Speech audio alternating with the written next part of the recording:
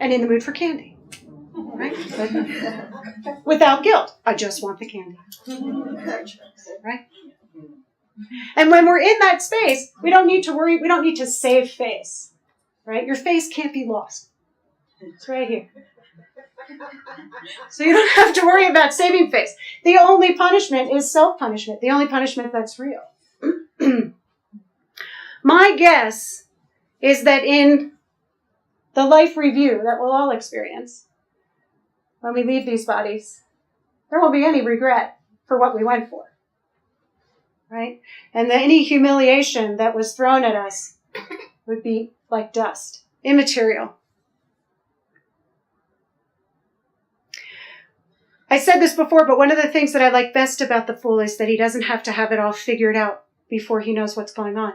He knows that readiness is a condition of spirit, not an intellectual guarantee. And sometimes we can really try and figure things out. And it's nice to have things figured out for a while. It feels good. And then, boom, it's over, right? Because everything has changed. Sometimes we'll figure things out right into a small box. I had the honor of reading a woman last week who was looking to create relationship after having been divorced for a few years. But she was married all through her 20s and 30s. You know, some of us know what that's like, dating in the 40s. And she had created a little box in which she had figured out how she was going to do it. Right? I'm not going to do this. I'm not going to do this. I'm not going to do this. It's only going to happen in this particular way. You know, and in that particular way, she met kind of a jerk and wanted to know what she'd done wrong. So we kind of moved the jerk out and then worked to move her into an expanded state of possibilities. And of course, what's outside right here? Fear. Right? What if one of my clients sees me? What if this or that? What if this or that? So what? You'll still have your face. Right? So we kind of figure things out to create a comfort zone that's surrounded by fear. Because as soon as things move beyond what we've figured out or start to change, got to hit those fears, release them. And that is much, much easier if you're willing to be this fool. I don't really know what's going on. Right? Part of me totally has it figured out. I think. Right? That's my theory. And then the part of me that may not know what's going on doesn't always have to. I thought I had my whole second half of March planned out. Had clients, had classes, had this, had that, had the flu. Right? So all that goes out the window. The plan has changed. It only becomes hard to detach from what we figured out when we put our identity in it. Right? If we attach our safety or our picture of who we are to what we figured out. The world works this way. I am this. And so it is. If we have too much of our sense of self in there or too much of our sense of safety in there, then it becomes nearly impossible to relax into a new set of the unknown, into the next step, and figure out what's next, enjoy having it figured out for 5 minutes or a year or 6 months, and then move into the next level of life. So really what we let go of, having figured out, is ourselves. And when we let go of having figured ourselves out and what we should do, what's right, what's wrong, what I'll never do, right? If you asked me when I was a teenager, I would never go to church with that attitude, let alone start. Right. My friends from Philadelphia are like, we think you're in a cult. I'm like, uh-oh. So things change, right? Things change, things come, things go. We evolve. The journey of incarnation is about the evolution of the information that we hold true. Holding true means holding it in our space and running our energy through it, making it real. And anything can be made real by being held in vision and running energy through it. If we get stuck, then we can't evolve. If we can be foolish about our perceptions of ourselves and let our perceptions of ourselves be always ready to walk off the cliff, anything can happen. And we can learn things about ourselves and our potentials and our limitless possibilities that we couldn't have seen inside those little boxes of security.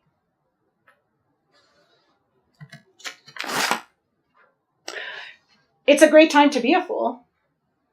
It's an unpredictable world.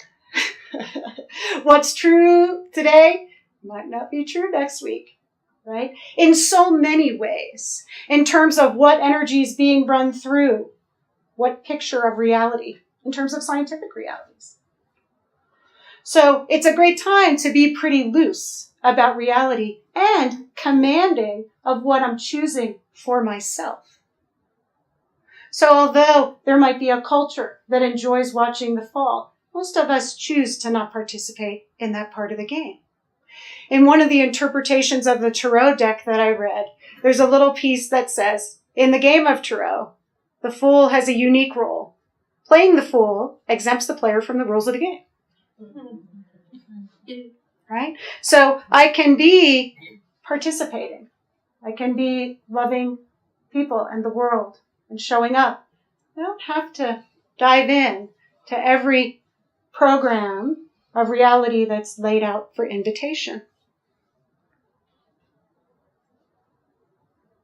So I like April Fool's Day because it reminds me to be foolish and that that's incredibly powerful.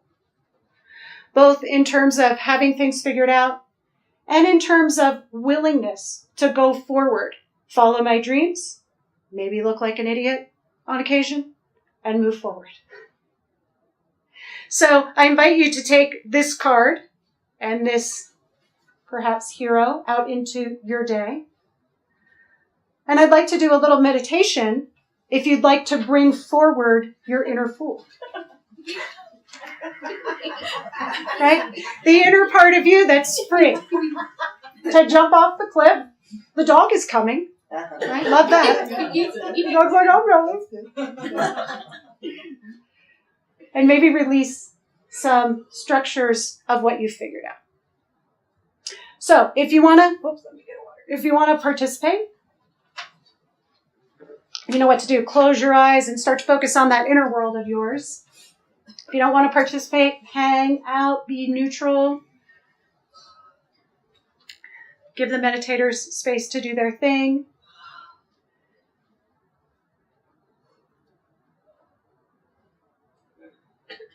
Check in with that grounding. Sometimes it falls off. It's an imaginary connection that goes from the base of your spine to the center of the earth. It's energy, it's not solid, so it can come and go in reality. You can always recreate it. A color beam of light, like a tail, from the base of your spine all the way to the center of the planet, stabilizing you, bringing you into the moment, and helping you release anything you don't need to be carrying.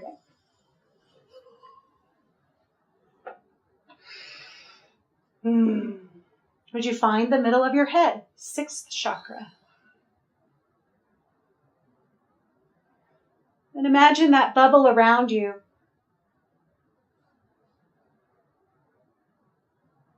You content, cozy in your energetic environment, which is the color that you've chosen.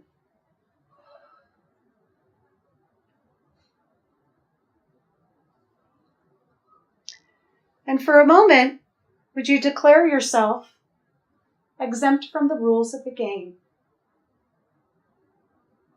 Whatever rules you find yourself bound by, what you should do, what should matter, perhaps what you should look like, how you should spend your time, who you should spend your time with, how you should spend your money, how you expend your energy.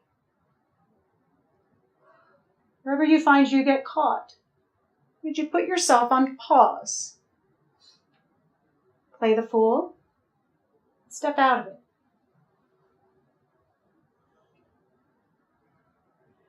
And I wonder if there's a fear that led you to buy into those rules? Not being good enough? Not being loved? And if that's so, would you simply acknowledge it's a fear?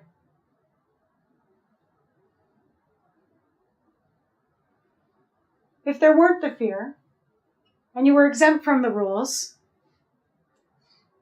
what would you do, be, or give to yourself if you knew your face couldn't be lost?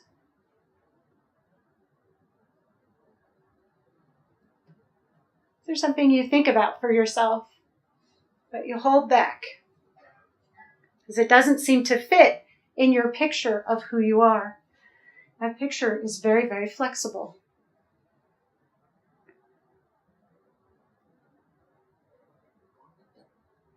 Would you take a moment to see yourself as spirit having an experience, and that you're free to play however you'd like?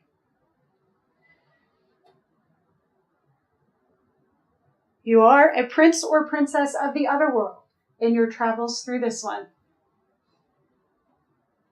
There's no judgment but your own, and that you can release. If all is well in the universe, what matters to you? What matters, what you desire, is the indicator of your path.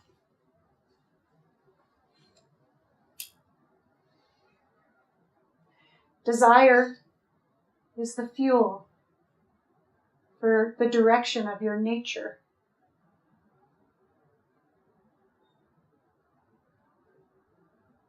These are wonderful things to contemplate in this powerful state of meditation.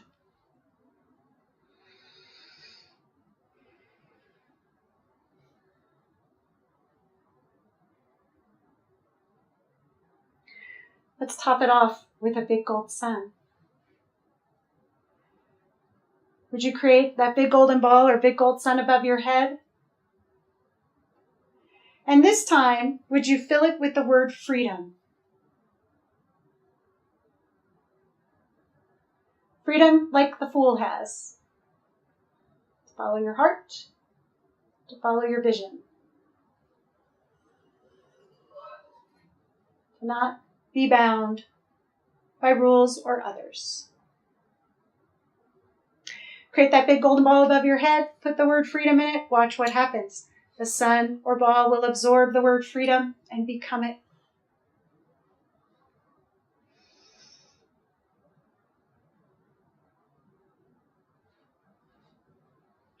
When you've got a big golden ball of freedom above your head, would you set that sun or drop that ball or pop that ball and let that freedom stream into you? Bring it in through the top of your head, fill up your whole head. Taste the vibration. It's quite an energy. Bring it in through your neck, shoulders, arms, your torso, your legs, your feet.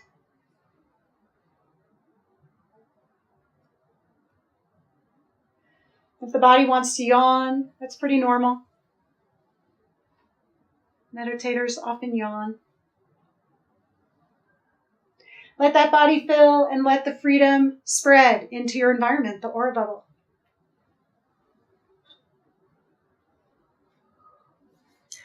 And when it has, would you open your eyes, stretch the body, come on out of that meditation.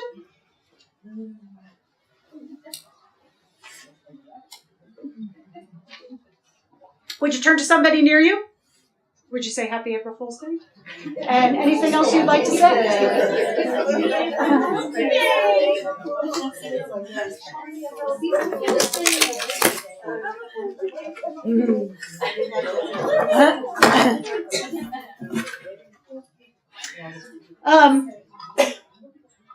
Feels good in here. So I am going to move to the offertory part of the service, which is the part where we ask for and gratefully receive donations to the church. This is a nonprofit, tax-exempt church, so donations that you give support us in paying the rent and paying the computer guy, not buying a Mac yet, and in all the other things that we do around here. So, we've got baskets to go. I've got money to start it. Put one here and one here. We'll pass them around. While they go around, I have bad jokes. A broom and a mop. We're walking down the street.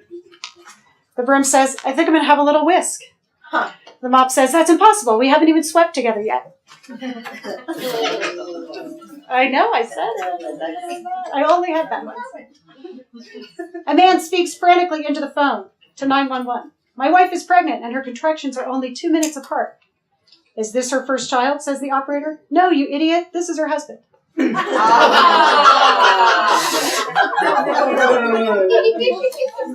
that one.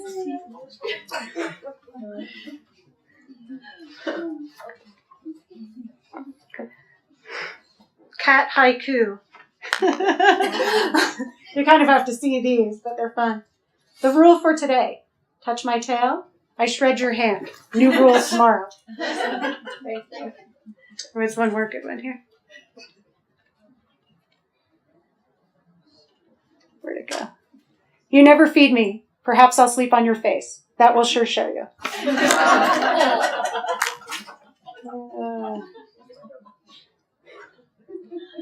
Litter box not here. You must have moved it again. I'll crap in the sink. That one. Okay. Thank you so much. I'm going to set the energy of the money. I'm going to ground the baskets and release from this money any energy of fear or lack that it picked up in its circulation around the planet and set it at joy. On behalf of the Church of Infinite Spirit, I thank you deeply for these gifts, and may they come back to each of you 100-fold. Amen. All right. So, after the service, we'll do a healing clinic. If we have healers to give healings, we'll do a healing clinic in a circle that kind of looks like our monthly healing clinics. If not, we'll do car wash, which some of you have seen. So if you want to give or receive healings, let me know after the service. I'd like to close with just a moment with our eyes closed one more time. If you would.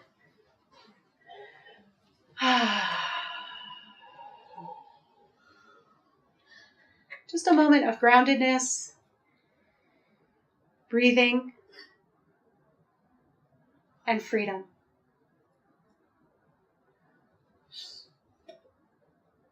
Nice. Whenever you're ready, open your eyes. I thank you for your time and your attention, two of your most precious resources in this lifetime.